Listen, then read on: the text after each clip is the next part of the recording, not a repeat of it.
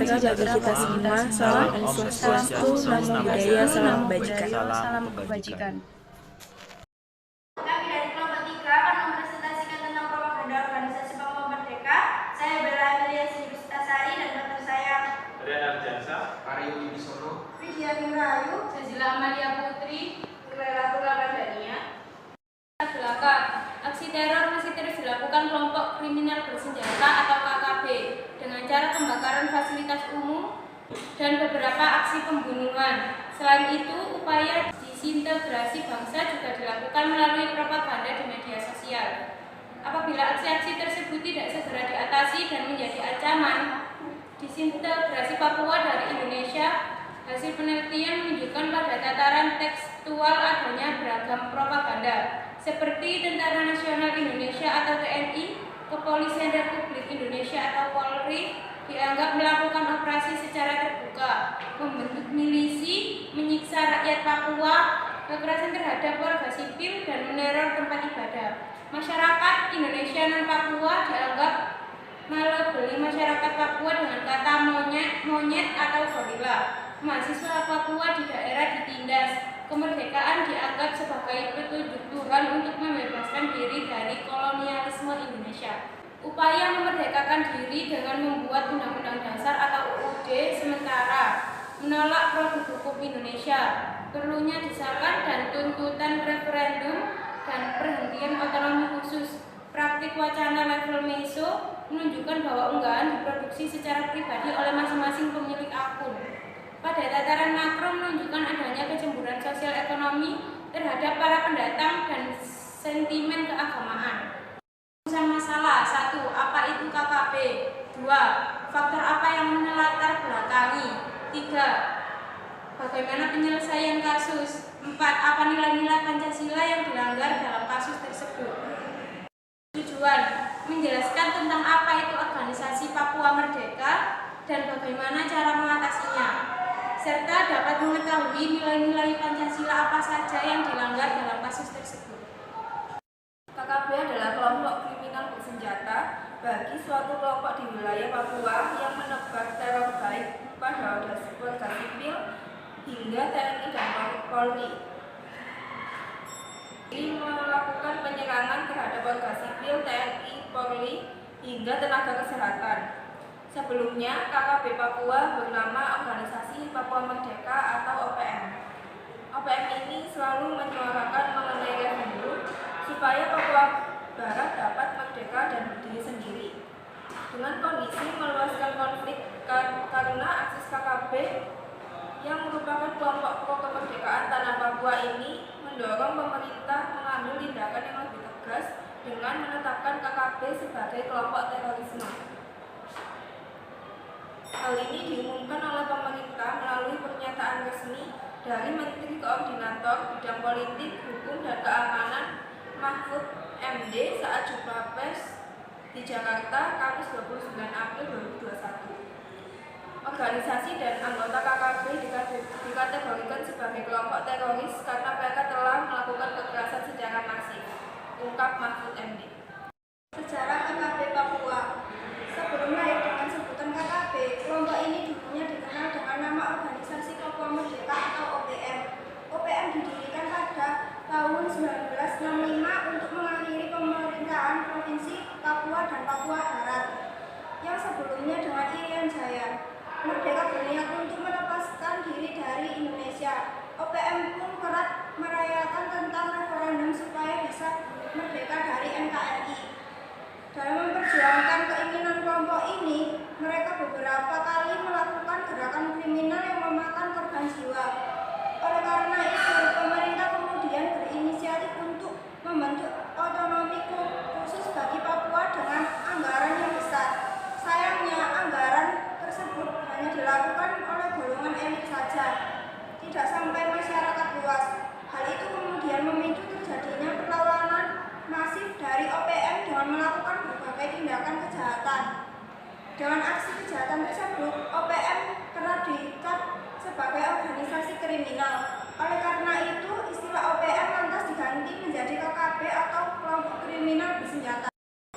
Bagaimana cara penyelesaian konflik organisasi Papua Merdeka?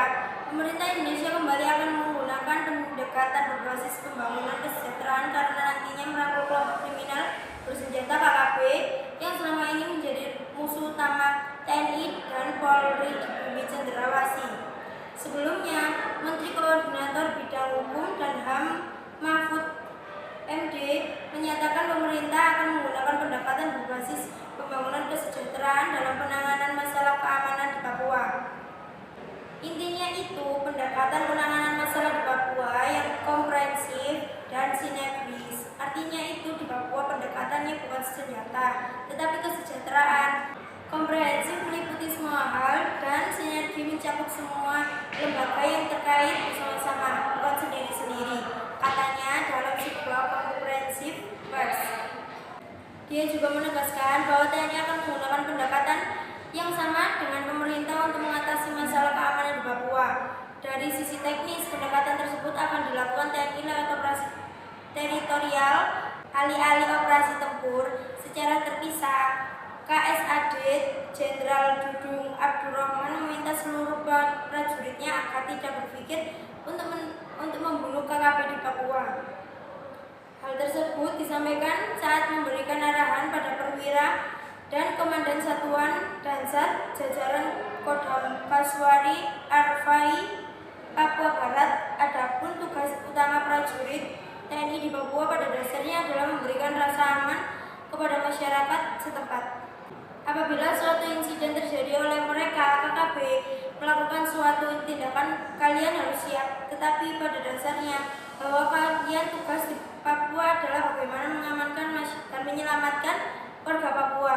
Menurut Dudung, prajurit militer di Papua harus benar-benar hadir di akar rumput dan di tengah-tengah masyarakat. Harapannya kehadiran mereka menjadi tempat mengadu dan memberi solusi dari semua ragam keluhan dan kesulitan masyarakat Papua. Nilai-nilai Pancasila yang dilanggar. Kasus tentang propaganda Papua Merdeka juga melanggar beberapa nilai-nilai Pancasila yang ada di Indonesia, yaitu sila pertama, karena mereka melakukan teror atau penyerangan terhadap tempat ibadah. Jadi bisa dikatakan mereka tidak menghargai Tuhan Yang Maha Esa. Sila kedua, karena mereka melakukan tindakan HAM serta menyiksa rakyat Papua. Sedangkan rakyat Papua juga memiliki hak dan memiliki kebebasan untuk melakukan apa yang mereka inginkan. Sila ketiga, karena mereka melakukan perlawanan dengan membentuk organisasi Papua Merdeka. Sedangkan organisasi Papua Merdeka sendiri merupakan tindakan separatisme. Tindakan separatisme yaitu ancaman dalam bidang pertahanan dan keamanan yang berasal dari dalam negeri. Gerakan ini dapat mengganggu bahkan merusak persatuan dan kesatuan yang ada di Indonesia.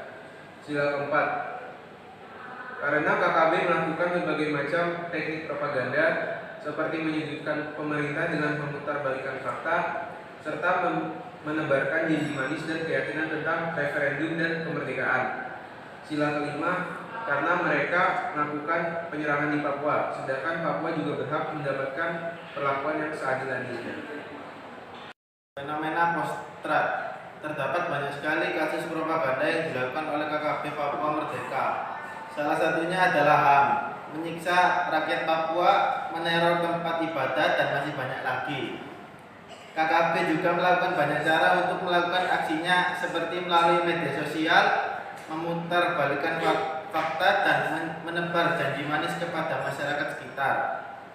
Tetapi masyarakat di Papua tidak tinggal diam. Mereka membentuk sebuah organisasi atau sekumpulan orang yang disebut OPM atau Organisasi Papua Merdeka yang didirikan sejak 1963, tetapi perlawanan pertama mereka pada 26 Juli 1965 di Manokwari.